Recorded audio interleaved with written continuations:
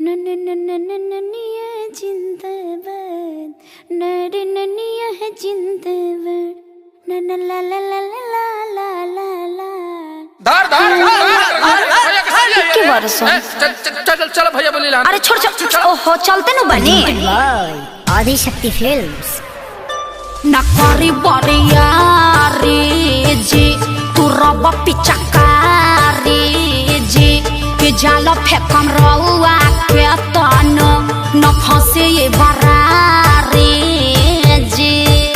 ए महंगा पलहंगा न लटाई घाटा लग जाई भाव उचित बताई छौ बहनी कराई ताजे तना रुपिया कहबू तो हके तने रुपिया दे सुन साली हो अब हवा कैसे पसेरी 2 रुपिया हो 2 रुपिया 2 रुपिया हो 2 रुपिया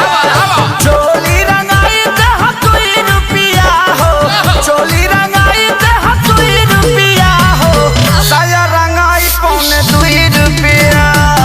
चोली रंगाई दे 2 रुपिया अरे साया रंगाई पौने 2 रुपिया आए विवेक जी तनी बेंजू पेरी तो चोख पे चुकारी हिया से खोदी जन बदना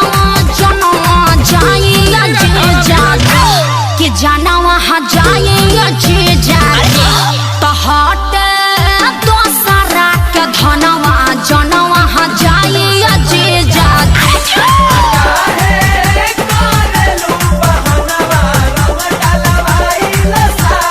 Come on ओ या हाय रे टके जवानी हजेजो अतना मोलाई करवाए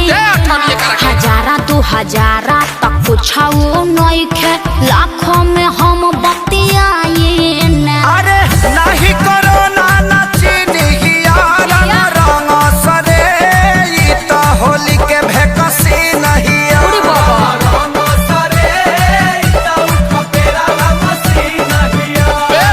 दोसर दुआर जाके देखी ओनिया रंग फेंकी छिट्टा माल ना भेटाई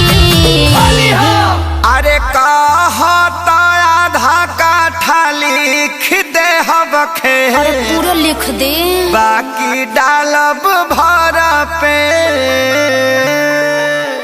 आरी खेत बेचावा बनबो का ब्यास तो तहार का जाता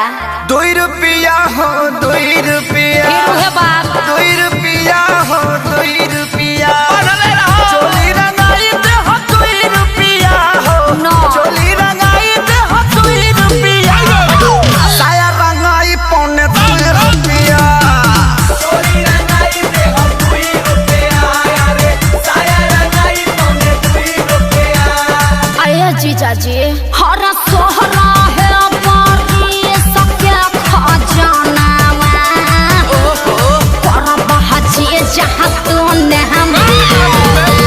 कौन पार्टी फेंकता रे एकरा बहिन का बढ़िया देव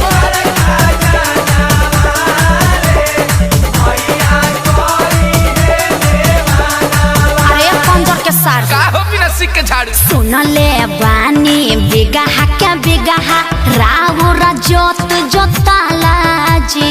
बजट कुछाऊ बढ़ाई जीजा तबे रंगाई उच खाला जी खाली पैसा पैसा तू कइले बारू सुन साली हमारा अभिले ना कुछ रंगवइले बारू साली हमार कोई किस्मत नाची खइले घेरा खइबा लोग अखिलेश खेसारी न पोल्हाई आकाश श्याम के बोलाई रंगाई आई हर तबला पहुड़ लगा का बजा दिहन अरे जुगु जुगु जिया साली लाख बारी आहोली खेले गइलू सी आये जीजा जी खूब जियत रही अपने ढारत रही अपने पियत रही तहार के पी है 10 टकियावा दी ना बाल्टन के आओ अभा 2 रुपिया होते हम 2 रुपिया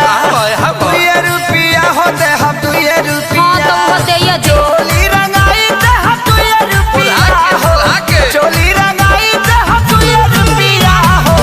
साया रंगाई पौने 2 रुपिया कौन फेंकता रे अपना बहिनिया को फेंकत